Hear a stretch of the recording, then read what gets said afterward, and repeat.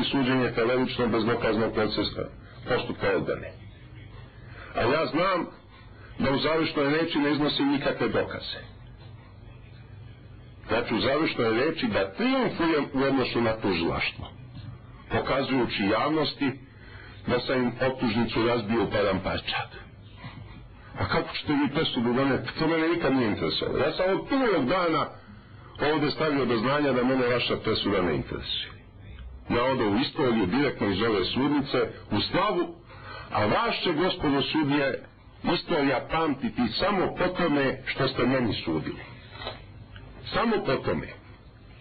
Meni podaštavam ja ranije vaše karijere, meni podaštavam naučne radove koje ste napisali, čak sam neke koje je pisala gospođa Latanci i počitao, nekoliko radova i o Haškom tribunalu.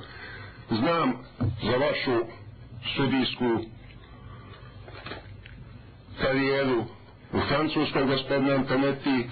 Mislim da ste se i bavili naučnim radom, gospodine Hajhoff, mada još nisam jedan vaš rad počitao. Ja to ne podaštavam.